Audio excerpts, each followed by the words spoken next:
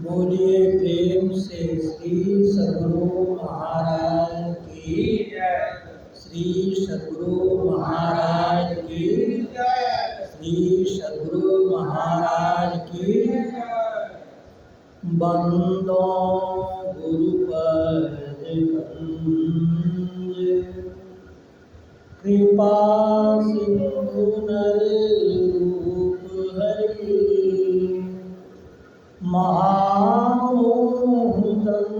कुंज, जासु भजन रवि कर।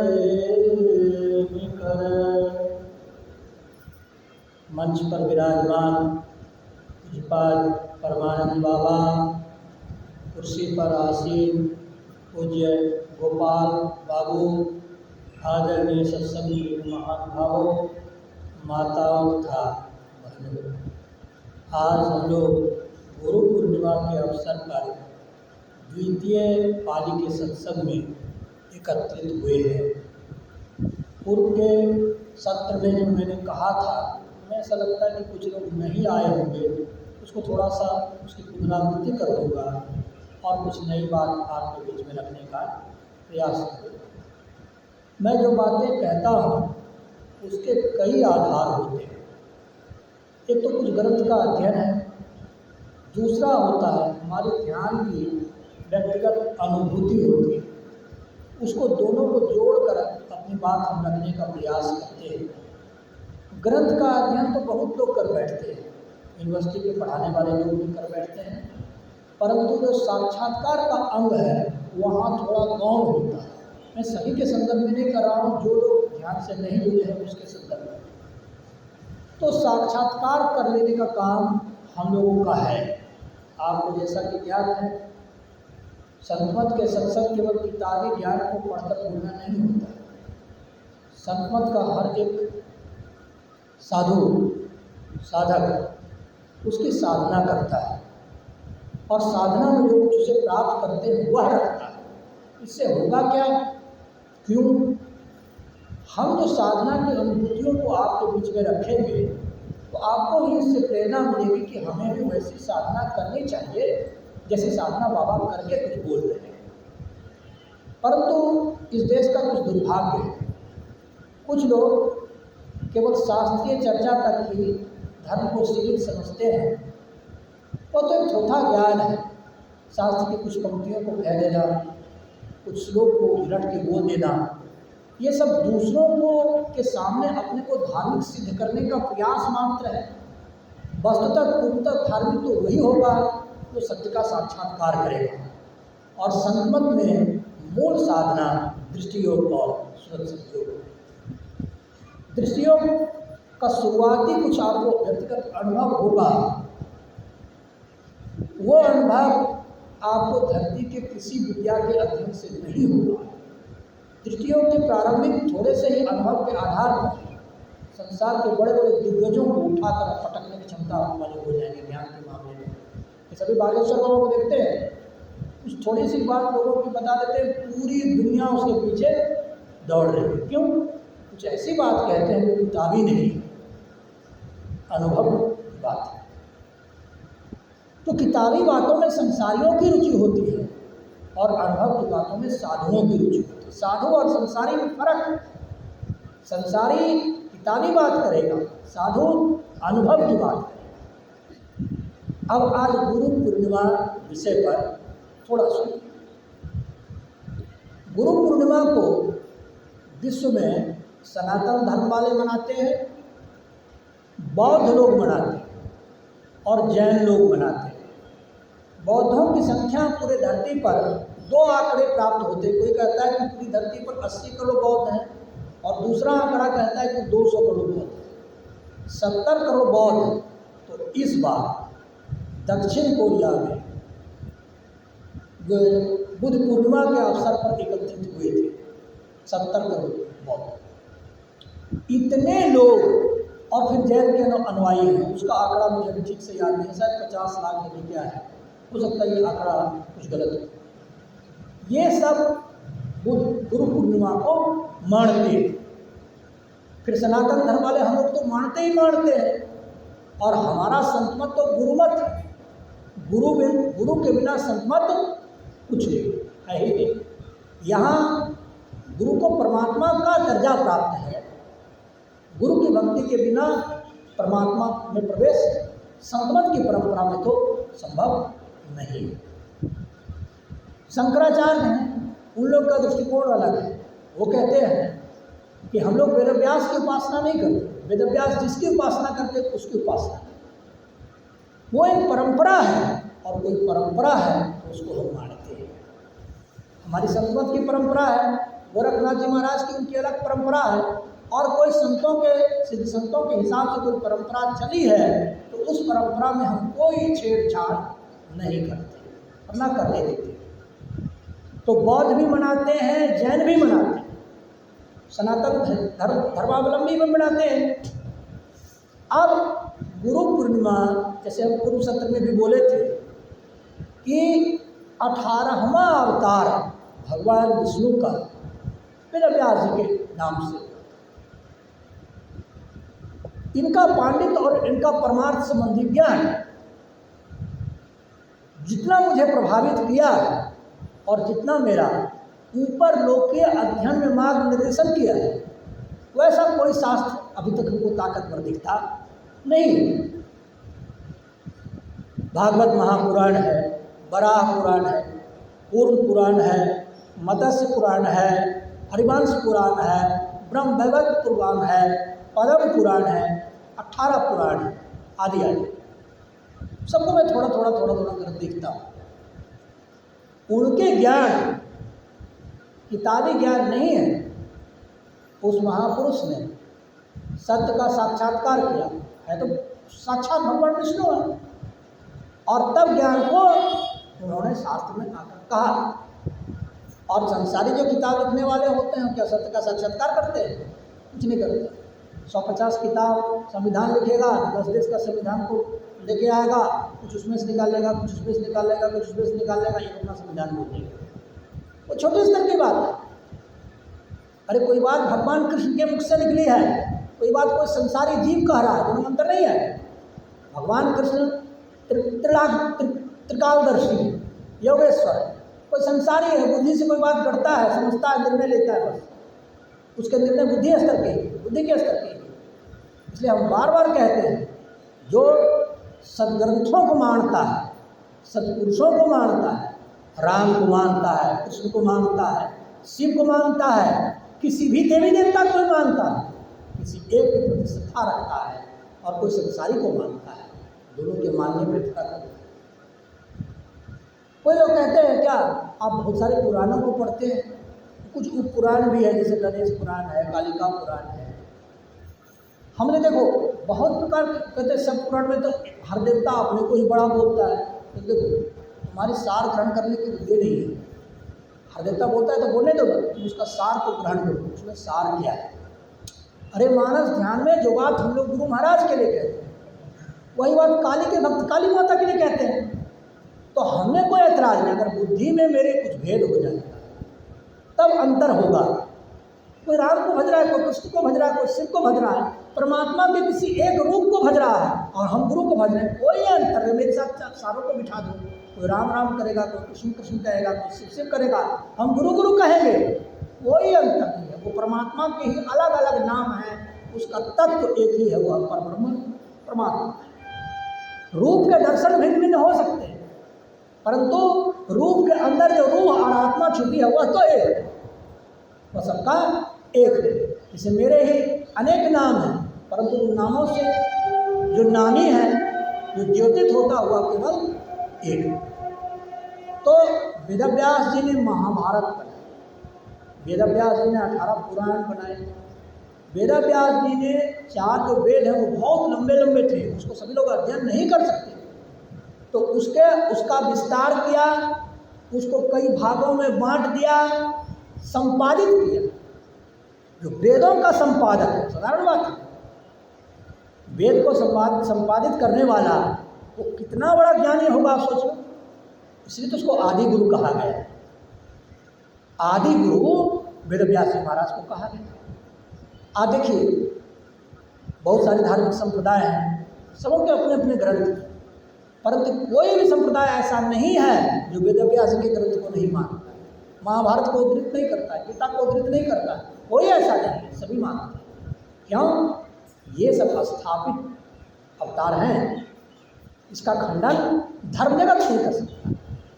हमको आजकल सुनने में आया है गोपाल बाबू, जय भीम करके एक विरोधी कोई संस्था है, हिंदुओं को तोड़ने के लिए मोबाइल पर फेसबुक पर कोई संस्था है नहीं, कोई मुसलमानों की हो सकती है चाहे दूसरे धर्मावलंबियों की, हिंदुओं को तोड़ने के लिए हिंदू के शास्त्र के खिलाफ में फेसबुक पर बहुत कुछ उल्टा पुल्टा बोलती है, अनाप शनाप बोलती रहती है।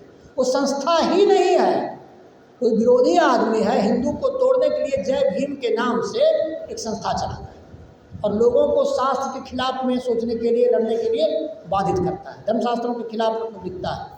इतने छिछले छोटे छोटे तर्क देता है कि आप पढ़िएगा तब मोबाइल तोड़ दीजिएगा। बोलता है वो संस्था है ही नहीं, वो कोई विरोधी कोई दल है, सोचता है ये सब बोल बोल के हिंदुओं को हम तोड़ देंगे, उसकी आस्था को तोड़ देंगे। वो संस्था नाम की कोई चीज़ ही नहीं है, उसका अस्तित्व नहीं है। अब आप देखिए, ये तो ये मामला हुआ।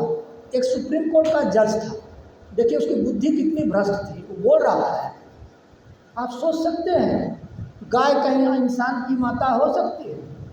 गाय हम लोग की माता होती तो हम लोग बछड़े नहीं होते, कदापि नहीं हो सकते। देखिए सुप्रीम कोर्ट का रिटायर्ड जज बोल रहा है, इसलिए गाय के मांस को खाना चाहिए, जज बोल रहा है। हम लोग देखिए इस देश में धर्म का कितना विरोध हुआ है।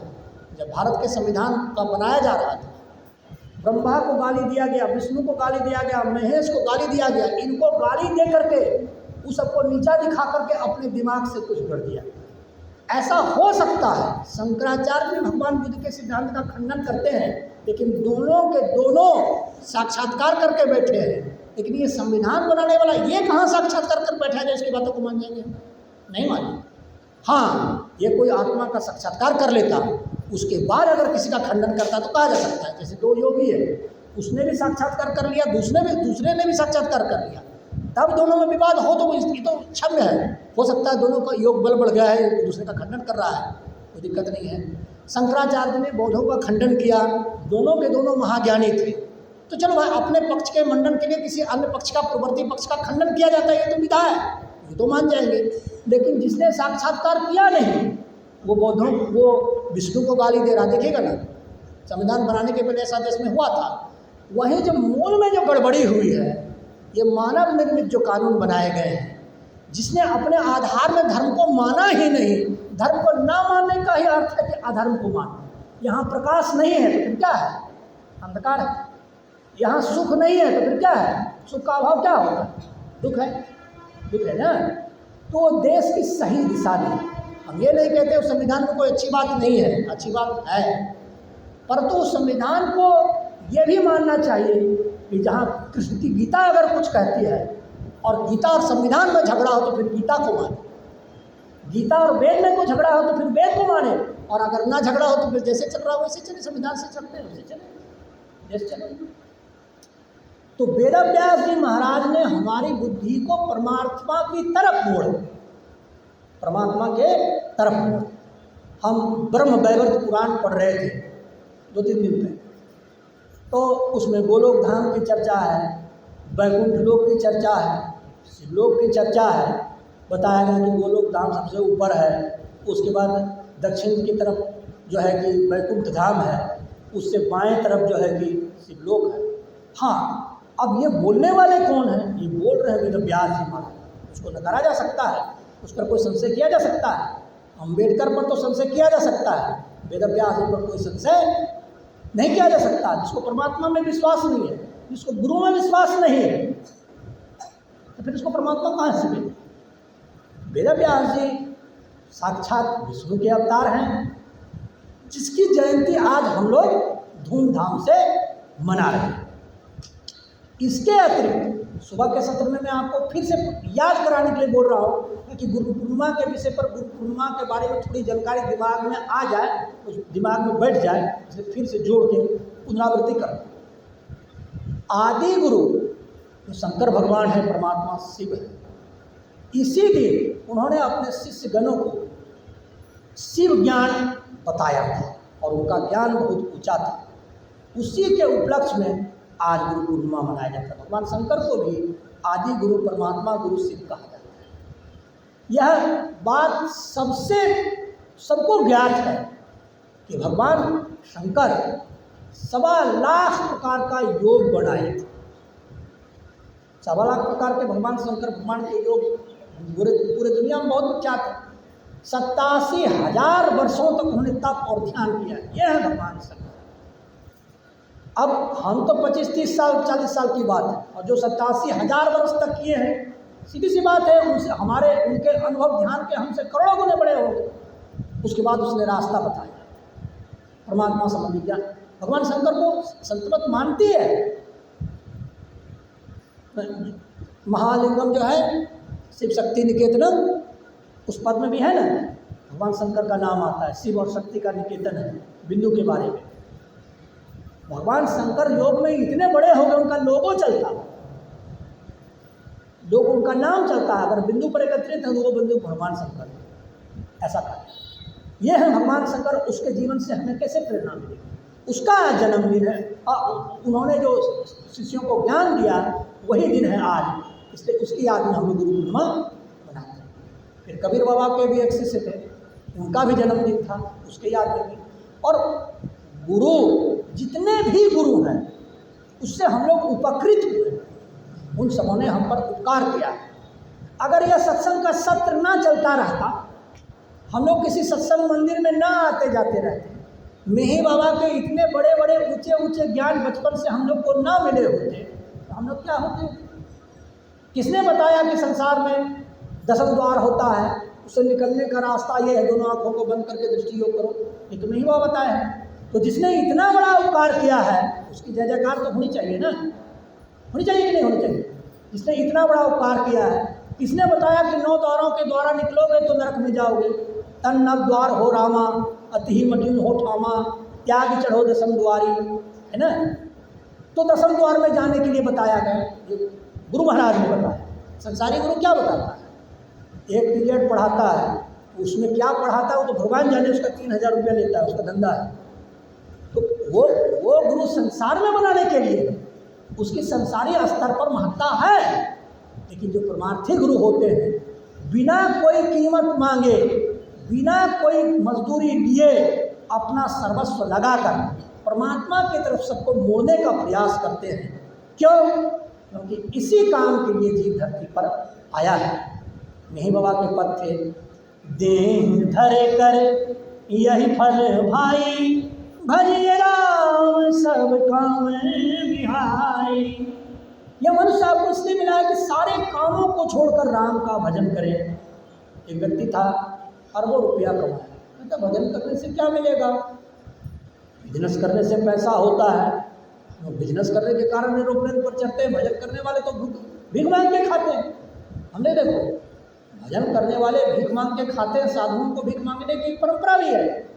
कबीर संप्रदाय में यह नियम है कि साधु आज ध्यान करे और आज का अन्न भक्तों के घर भिक्षा करके लाए, और आज जो खानी है आज भर की भिक्षा आज लेके आए, और कल ध्यान करेगा तो कल की भिक्षा कल लेकर। सब दिन का भिक्षा एक दिन ला के नहीं रखे, वहाँ का नियम तो साधुओं की परंपरा है। अब देखो, मैंने उसको समझाया कि तुमने जितना अरब खरब कमाया, मृत्यु के समय से सारी तुम्हारी ये सुविधा खत्म हो जाएगी, ऊपर कुछ नहीं जाएगा। ऊपर जाएगा तुम्हारा धर्म जो तुम कर रहे हैं। और हम लोग को यह समझ में आया संतों के बीच में रह कर, संसार ये क्या है? यह मृत्युलोक है, इसमें सभी लोग मर रहे हैं। एक 27 तारीख को मेरे पूज्य पिताजी का शरीर छूट गया। बड़ा आसक्ति था, पिता थे, हम लोग को निर्देशन में रखते थे, वो तो होना ही था। अरे आज न कल छूटा, ये तो संसार का नियम है, इसलिए हमको मानना पड़ा। तो यह मृत्युलोक है। मृत्युलोक में सभी लोग मर के ऊपर जाते हैं।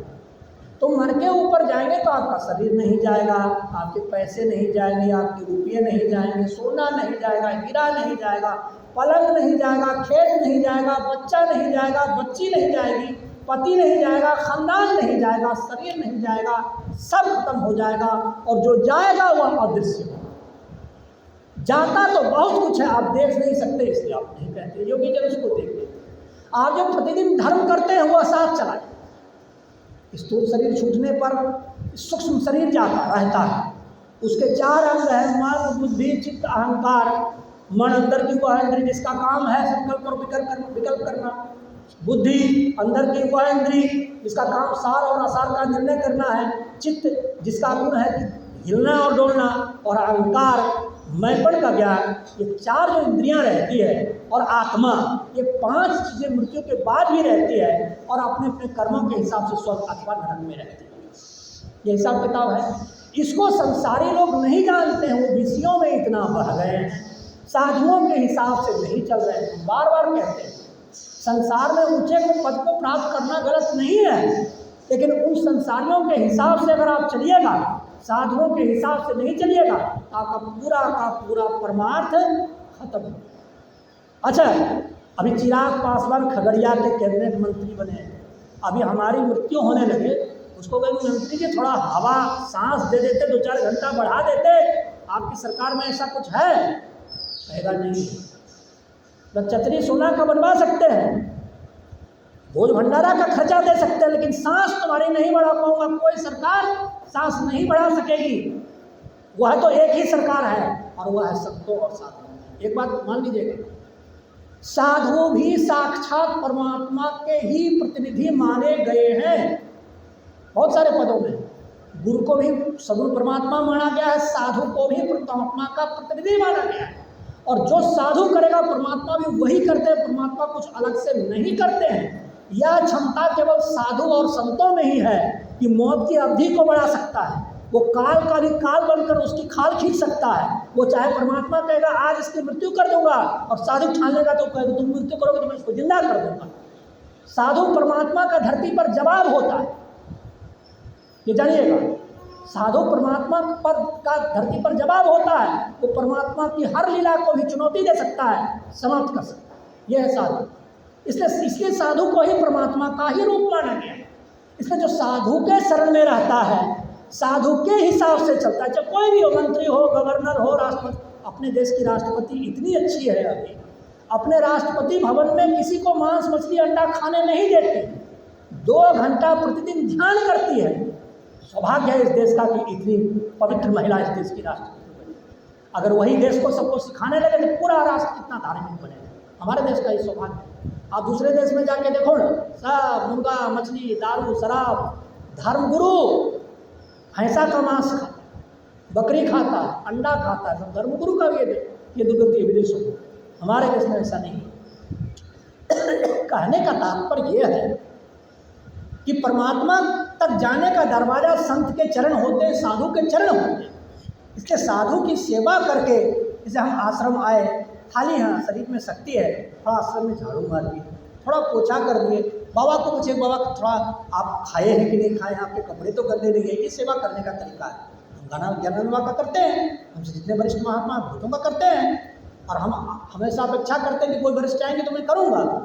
साधु की सेवा करने से हमें परमात्मा की तरफ आगे बढ़ने में मदद होता है। अब अंदर में संतमत की साधना कोई साधारण साधना नहीं है, और ये बकवास नहीं है। बहुत सारे ऐसे धर्म होते हैं खाली किताबी बात पर रहते हैं, उसमें वास्तविकता नहीं होती, ऐसे बहुत सारे धर्म हैं। परंतु संतमत की साधना वैसी नहीं है। यह अंदर के रास्ते से चलकर परमात्मा तक जाने की विधि बताता है और आपको उसमें मदद करता है। यह जो सत्संग आप प्रतिदिन कर रहे हैं, इसका फ़ायदा क्या है समझिएगा। रोज़ यहाँ पर 6:30 से 9 तक चलता है सत्संग, शाम में 3 से 5:30 चलता है, फिर शाम में भी 7-8 1-2 घंटा चलता है। इसको नियम पूर्वक जब आप करते रहेंगे तो क्या होगा, आपको रोज़ धर्म की बातें सुनने चिंतन करने का एक आदत लग जाएगा, चस्का लग जाएगा। और जिस दिन आपकी मृत्यु होगी, क्योंकि चस्का आपको लगा हुआ था, उस दिन भी इतना देर आप कर लेंगे, और जब उस दिन इतना देर कर लेंगे तो आपकी गति अच्छी होगी, इसमें कोई शक नहीं है। सौभाग्य से जब मेरे पिताजी शरीर छोड़ रहे थे, मैं नियम पूर्वक रोज़ उनको कभी भागवत पुराण, कभी शिव पुराण, कभी वाल्मीकि रामायण, कभी गीता सुनाया करता था। और मृत्यु के 2 घंटा 24 मिनट पूर्व तक मैं उसको 1 घंटा से भी कुछ ज़्यादा श्रीमद् भगवत गीता सुनाई। मैं उसका पुत्र था, मैं सेवा के लिए आया था, मैंने किया। तो जो मरने के कुछ देर पूर्व तक गीता सुना हो, आपको ऐसा लगता है कि उसकी गति खराब होगी? विश्वास होता है? मृत्यु काल में कोई सत्संग सुन रहा है, और रोज मैं सुनाता था, वाल्मीकि रामायण सुनाता था, गर्ग संगीता सुनाता था। गर्ग संगीता हमारे प्रियतम ग्रंथों में से एक। वाल्मीकि रामायण से जितनी हमको शिक्षा मिली है अन्य ग्रंथों से कम। सारे ग्रंथों से सीखने का मौका मिलता है, और प्रैक्टिकल ज्ञान तो किसी पास जो जिंदा जागृत योगी साधु होता है उसकी चरण की सेवा करके मिलता है।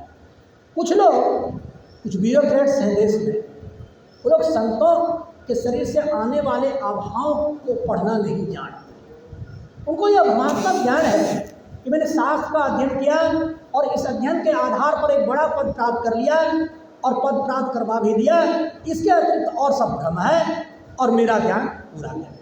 अरे तुम्हारा ज्ञान पूरा ज्ञान होता तो तुम ब्यूरोक्रेट ही क्यों रहते? तुम शासक नहीं बनते, तुम तो शासक की हटंडेली करने के लिए तुम बनाए गए हो। तुम्हारा ज्ञान अगर पूरा होता तो तुम शासक रहते, प्रशासक नहीं है। तुम्हारा ज्ञान पूरा नहीं है, तुमको परमात्मा ज्ञान है। संतों के पास जाओगे तो तुमको अपनी हैसियत का पता चलेगा। मंत्री होकर तुम आओ, गवर्नर होकर आओ, राष्ट्रपति होकर आओ, संतों के पास बैठोगे 2-4 घंटा तो अपनी हैसियत का पता चल जाए। परमात्मा के दरबार में आप कहिएगा कि मैं भारत की राष्ट्रपति हूँ, मुझे छोड़ दिया जाए, मेरी मृत्यु की सजा को खत्म कर दिया जाए, नहीं सुनेगा परमात्मा। परमात्मा के पास एक ही भाषा और भक्ति की भाषा मानता है, और किसी की भाषा परमात्मा नहीं मानता है। हम शुरुआती चरण में 2002 ईस्वी में मैंने PhD लिखकर खत्म किया।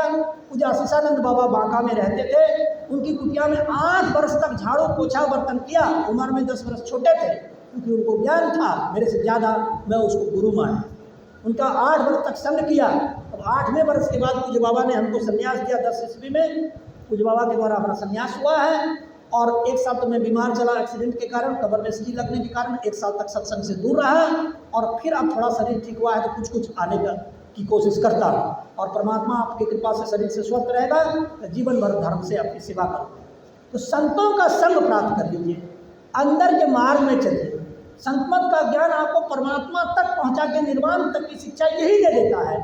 हम लोग का ये बहुत बड़ा सौभाग्य है कि हम लोगों को एक ऐसे गुरु मिल गए जो निर्वाण प्राप्त कर चुके थे, निर्वाण का पूरा रास्ता जानते थे। औरों को तो वैसा गुरु मिलता ही नहीं, छोटा मोटा गुरु मिलेगा। ज्ञान कहे अज्ञान बिनु, तम बिनु कहे प्रकाश, सगुण कहे निर्गुण कहे सगुण बिनु, सो गुरु तुलसीदास, सो गुरु तुलसीदास। ज्ञान कुछ के संसारियों के ज्ञान होते हैं, साथ में उसमें अज्ञान मिला। ज्ञान कहे अज्ञान बिनु, कौन कह सकता है? अज्ञान क्या है? अंधकार है। ज्ञान क्या है? प्रकाश। जो प्रकाश में प्रविष्ट कर जाएगा वो ज्ञान कहेगा, और जो थोड़ा अंधकार में भी थोड़ा प्रकाश में भी वो ज्ञान भी कहेगा, थोड़ा अज्ञान भी कहेगा। तो तुलसीदास का ज्ञान कैसा है? जो अज्ञान रहित ज्ञान कहे और अंधकार रहित प्रकाश की बात करे, और निर्गुण कहे सगुण बिनु। सगुण परमात्मा क्यों है? अब इसको समझिए, सगुण परमात्मा निर्गुण परमात्मा, इसको ठीक से समझिएगा। ये बहुत कठिन विषय है, लेकिन हम ठेठ भाषा में अगर नहीं है तो हम अंगीकार बोल के समझाएं। सगुण क्या है? सगुण परमात्मा आंख बंद किए, मानस ध्यान किए, गुरु महाराज आपके सामने आ गए। अगर कोई कृष्ण भगवान का भक्त है तो कृष्ण भगवान का फोटो सामने आया, वो कृष्ण भगवान का फोटो आया है, भगवान नहीं है। ये ज्ञानानंद बाबा का फोटो है, और ज्ञानानंद बाबा कहाँ है? दिल्ली में। ये ज्ञानानंद बाबा का फोटो है, ज्ञानानंद बाबा नहीं है, ये उनका फोटो है। अच्छा, हमारा एक फोटो खींच के उधर रखिए, उसको एक लपड़ मारिए तो हमको लगेगा क्या? फोटो को लगेगा कि हमको लगेगा? फोटो को लगेगा, हमको नहीं लगेगा।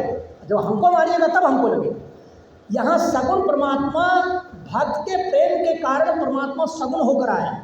अच्छा, हम लोग जब शरीरधारी हैं, हमारा परमात्मा भी एक सुंदर कृष्ण चाहिए, मुरली वाला होना चाहिए, कुंडल वाला होना चाहिए, सुंदर मुस्कान युक्त होना चाहिए। क्यों? क्योंकि मेरे शरीर, अपने शरीर से कुछ सुंदर शरीर वाला हमारा परमात्मा होता है। अब मान लिया जाए कि मेरा शरीर छूट गया, हम सगुने तक सीमित थे, अब मेरा खुद ही का शरीर नहीं है, तो जैसा शरीर नहीं रहेगा तो फिर परमात्मा वैसा भी आएगा तो हम बोलेंगे कौन परमात्मा आ गया, तो हमारा तो शरीर नहीं। एक व्यक्ति क्या क्या कहता है कि तुम परमात्मा को दिखा सकते हो, हमने कि अगर जो दिखा देंगे तो परमात्मा नहीं होगा। कैसे? लेकिन मान लिया आज तो तुमको आँख के सामने दिखला देंगे कि परमात्मा देख लीजिए, फिर कुछ दिन में तुम मर जाओगे और तुम्हारा आंखें जला के फेंक दिया गया, अब तुम किससे देख के बताओगे कि परमात्मा है? तो परमात्मा आंखों के द्वारा नहीं देखा जा सकता।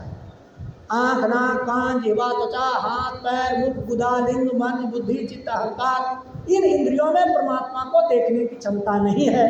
परमात्मा इन इंद्रियों से परे है। परमात्मा नाम और रूप के भी परे है। अभी आप गुरु महाराज का जप करते हैं, गुरु महाराज के फोटो का ध्यान करते हैं, ये सब प्रारंभिक साधना है। दृष्टि योग और सूरत शब्द योग ये मूल संतमत की साधना है। जब उसमें आएंगे तब ध्यान का मजा जो बढ़ता है, उसमें ऐसे ऐसे ज्ञान होते हैं, एक ज्ञान से बड़े बड़े दिग्गज विद्वानों को धराशायी करके सब आप ज्ञान पूरी तरीके से शासन करने में सक्षम होते हैं। यह है दृष्टि योग। तो दृष्टि योग का गौरव संतमत को प्राप्त है, सूरत शब्द योग का गौरव संतमत को प्राप्त है। लेकिन वह होगा कैसे? क्या आंख बंद करेंगे आपकी दृष्टि की धारा जुड़ जाएगी? नहीं जुड़ेगी। वर्षों तक आपको मंत्र के जप करने पड़ेंगे, वर्षों तक अपने इष्ट के फोटो का ध्यान करना पड़ेगा। करते करते करते करते जब बहुत बरस हो जाएंगे वो आपका कोर्स पूरा हो गया, अब उसको बंद कर दीजिए। अब सीधे दृष्टि योग। दृष्टि योग करने से रूप जगत का अंत होता है, उसके बीच में इतना मजा होता है कि अगर एक बार वो चस्का किसी को लग जाए, जैसे बीड़ी सिगरेट का चस्का होता है, सिगरेट का जिसको लत लग जाएगा दिन में 10-20 टोप पिएगा, उसी तरह दृष्टि योग का लत होता है। अगर वो लत लग जाएगा बिना दृष्टि योग की आपको मने नहीं लगेगा, कुछ भी अच्छा नहीं लगेगा। संसार का कितनों रुपया, 5 पैसा, मकान, हीरा सब ले लेने, सबको अपना आत्मा के फेंक दीजिएगा, कहेगा कि मुझे दृष्टि योग। वो है दृष्टि, वो परमात्मा तक पहुंचाने वाला एक रास्ता है। उस रास्ता के बारे में साधु महात्मा कहते हैं। प्रारंभ में तो आपको विश्वास करना पड़ेगा और फिर परमात्मा सत्य को प्राप्त करने के लिए संसार को छोड़ना पड़ता है। एक बहुत बारीक बात कहते हैं, गोपाल बाबू सुनिएगा। हमारा एक अनुभव कहता है कि कोई व्यक्ति, मेरा अनुभव है, हो सकता है दूसरों के अनुभव कुछ मेरे से अलग हो, जिस जन्म में निर्वाण प्राप्त करने का वो पात्र होगा, मेरा एक अनुमान कहता है उस जन्म में वो सब कुछ त्यागी होगा, छोटी सी झोपड़ी में रहता होगा, भिक्षाटन करके खाता होगा, ऐसा जीवन उसका बहुत लंबा होगा और मेरा अनुमान कहता है कि वही मोक्ष का अधिकारी होगा। वही भगवान बुद्ध का जीवन वैसा था। निर्वाण प्राप्ति करने के बाद भी बनिए के घर में, व्यवसाय के घर में 2 घर से भिक्षा मांग करके खाए। आजकल तो साधारण साधु थोड़ी सी बात बताता है, थोड़े से मन की बात बता दिया, करोड़ों का एरोप्लेन और क्या खरबों रुपया दान, खरबों रुपया का उसका भंडारा, छोटी सी बातों में। कोई निर्वाण प्राप्त करने के बाद भी जो भिक्षाटन करके खाता है वो भिक्षा। हमारा अनुमान कहता है कि जिस जन्म में मेरा निर्वाण अथवा आपका निर्वाण होगा, उस जन्म में आपको इतनी यौगिक शक्ति हो जाएगी, आप महल का, आश्रम का, संपत्ति का, जमीन का, सोना का, हीरा का, सब उसका, पत्नी का, पुत्र का, खानदान का, सबका त्याग कर देंगे, फूस की कुटिया में रहेंगे, भिक्षाटन करके खाएंगे। और हमारा अनुमान कहता है उस जन्म में आपके निर्वाण होने की बहुत संभावना। हमारा अनुमान कहता है, ये जो हमको बुद्धि से समझ में आया, उस दृष्टि योग से भी समझ में आता है। दृष्टि योग करने से, दृष्टि योग बहुत बड़ा एक कोर्स है। उसके दृष्टि योग से जो प्राप्त होने वाले ज्ञान हैं, किताबी ज्ञानी कभी उसका तुलना ही नहीं कर सकता। दृष्टि योग से प्राप्त किया गया एक ज्ञान करोड़ों अरबों पन्नों पर सीखे गए ज्ञान से खरबों गुना बड़ा होता है। एक ज्ञान से बड़े बड़ों का आप छक्का छुड़ा सकते हैं। और सूरत शब्द योग या तो मत पूछिए, वो तो अरूप जगत का ध्यान है, वहाँ देखा नहीं जाता, शब्द होता है। शब्द आकाश के गुण, हवा भी आकाश में रहता है। हम लोग को जो हवा मिल रहा है, जिसकी वजह से हम जिंदा है, खाना की वजह से तो बाद में जिंदा है, पहले हवा की वजह से जिंदा है। नाक में हवा चल रही है ना तो जिंदा है, हवा बंद हो जाती है ना, राम नाम सत्य। यह हवा कहाँ से आता है? आकाश। आकाश इसका आधार है। आप चाहते हैं कि हम हवा के बिना भी जिंदा रहें, प्राणायाम वाले प्राण का स्पंदन रोक करके वायु के खेल को खत्म करते हैं, और हम लोग दृष्टि योग से वही काम करते हैं। आप चाहते हैं कि हवा के खेल को खत्म करके भी हम जिंदा रहें, तो आपको दृष्टि योग करके आकाश के पार में जाना पड़ेगा। वहाँ क्षितिजल पावक गगन समीरा नहीं है, तो आप कहेंगे फिर वो जगह क्या है? वही शरीर, वहाँ या शरीर भी नहीं है। वहाँ आकाश के सूरज नहीं है, तारे नहीं है, चंद्रमा नहीं है, बिजली पानी हवा ये सब कुछ नहीं है, परंतु वहाँ हमारा अस्तित्व है। हम वैसे जीव नहीं हैं जो केवल शरीर में ही रहते हैं और संसार में ही रहते हैं। हम तो पूर्णतः आत्मरूपी हैं, आत्मस्वरूप वाले हैं।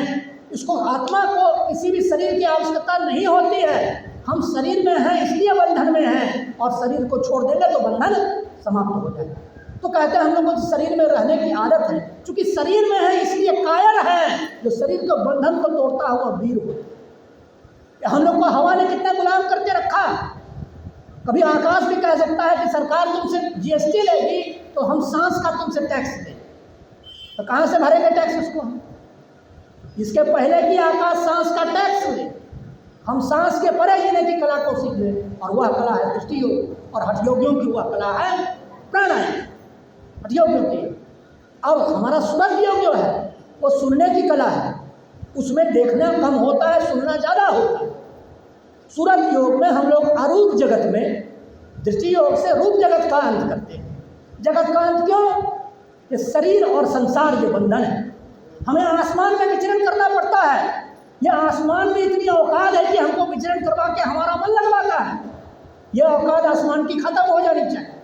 हमें यह औकात होना चाहिए कि हम शरीर और आसमान, आकाश, तारे, इन सब के बिना भी जिंदा रह सकें। वह तो तब होगा जब इन सबों का छेदन करके, हम बिंदु का छेदन करके स्थूल शरीर और स्थूल संसार से पार कर जाएंगे, तभी संभव है। ऐसे संभव ही नहीं है।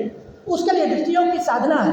दृष्टियों की साधना के ऊपर बहुत सारे संयम हैं। संसार को छोड़ना पड़ता है।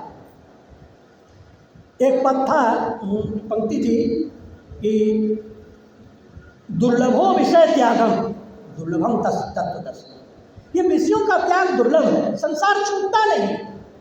पहले हम किताब लिखते थे, वृत्ति किताब में छपी थी, फिर परमात्मा ने उधर से खींच के निकाला, फिर वृत्ति गाना गाने में फंस गई, फिर उधर से निकाला, अब कुछ ध्यान की तरफ। तो यह संसार छूटता कैसे है? साधु की सेवा करने से। नित्य प्रति सत्संग में आते रहिए। जितनी सेवा, जब तक शरीर है तभी तक सेवा कर सकते। अपने शरीर को आश्रम और साधु की सेवा में लगा दीजिए 100%। देखिए परमात्मा, तत्व परमात्मा आपको कुछ न कुछ समय में मिलेगा। आपका लक्ष्य होना चाहिए परमात्मा की प्राप्ति। आपका लक्ष्य होना चाहिए शरीर और संसार से परे जाना, परमात्मा को प्राप्त करना। आज हम दूसरों की सृष्टि में रहते हैं तो उसके हिसाब से रहना पड़ता है। वो जब चाहता है मार देता है, जब चाहता है ठंडा कर देता है। कभी ट्रांसफर करके धरती लोक से प्रजापति लोक में भेज दिया, कभी ट्रांसफर करके पितरलोक में भेज दिया, कभी ब्रह्मलोक में भेज दिया, कभी शिवलोक में भेज दिया, कभी गोलोक में भेज दिया, कभी वैकुंठ लोक में भेज दिया। और जहाँ जहाँ भेजा वहाँ भी शरीर था, फिर वहाँ से भी गिरा के फिर धरती पर भेज दिया। ये सब के सब ट्रांसफर होने वाले जगत हैं। इन सबों के चक्कर में ना फंसकर हमें शरीर और संसार से पूरा का पूरा अलग होकर परमात्मा में मिलने का प्रयास करना चाहिए। और उस काम को करने के लिए सबसे सरल जो काम है, साधु की सेवा, सत्संग का नियमपूर्वक श्रवण और कठोर त्याग। इस ध्यान से आप दूसरे की सृष्टि में रहते हैं। आज हमें मरना क्यों पड़ता है? आज हमें रोग क्यों होता है? आज मैं बूढ़ा क्यों होता हूँ? क्योंकि मैं शरीर में हूँ और शरीर संसार में है। इस संसार को हमने नहीं बनाया है, किसी और ने बनाया है। किसी के संसार में हम रह रहे हैं, अपने से निर्मित संसार में हम नहीं रहते। क्योंकि दूसरे की सृष्टि में रहते हैं, इसलिए सृष्टिकर्ता हमारा संहार भी कर बैठता है, हमको रोगी भी बना देता है। और करना ये चाहिए कि हम सृष्टि से परे, संसार और सृष्टि से परे जाकर अपनी खुद की सृष्टि बनाएं। हम दूसरे के सृष्टि में ना मरे, हमारे सृष्टि में कोई और। यह परमात्मा तत्व की प्राप्ति का प्रयास करें। उसके लिए हम प्रयास करें। इन बातों को कहने से क्या तात्पर्य? इन बातों को मैं क्यों कहता हूँ? ये तो अनुभव की बातें हैं, ये सबको तो गौन रखनी चाहिए। इसलिए कहता हूँ कि आपको अंदर की प्रक्रिया में यह सब करने की प्रेरणा मिले। वाइस चांसलर के पास जाइए, वो संसारी ज्ञान बताएगा। परमात्मा के ज्ञान को देने के लिए तो है ही नहीं, वो तो संसार संबंधी ज्ञान है। आप बताओ कि विश्वविद्यालय में क्या होता है? PhD डिग्री में किताबें लिखाई जाती है, सभी लड़के लिखते हैं, और वो किताबें मरने के बाद साथ जाती नहीं। अरे जो ज्ञान साथ में नहीं जाएगा उसमें दिमाग लगा के क्या फायदा? उस ज्ञान को अपने पॉकेट में रखो, उस ज्ञान पर अपना कब्जा जमाओ, जिस ज्ञान को लेकर तुम परमात्मा में मिल जाओ। बाबा कबीर का भी एक ज्ञान था, मर गया, शरीर के लिए हिंदू मुसलमान में झगड़ा हुआ, मुसलमान बोला कि हम दफनाएंगे, हिंदू बोला कि हम जलाएंगे, दोनों के झगड़े में कबीर ने अपने शरीर को उड़ा दिया, योग बल से उड़ा दिया, वहाँ फूल बचा, कुछ अंश को दफना गया है, कुछ अंश को जला दिया। ये तो बाबा कबीर का। तो इसको लोग कहते हैं कि ये चमत्कार की बात करता है। चमत्कार की बात होती है तो चमत्कार की बात करेंगे क्यों? चमत्कार ही रास्ते में मिलते हैं। आप कभी सुने हैं कि देश का राष्ट्रपति मरने के बाद अवतार हो गया? स्वर्ग में सुने फला राष्ट्रपति स्वर्ग गया? कोई नहीं जाता है। फला कैबिनेट मंत्री जो बैकुंठ पहुंच गए, कभी सुने? ये सब नहीं होता। बाबा का आदेश है कि समय हो गया है। बोलिए प्रेम से श्री सद्गुरु महाराज की जय।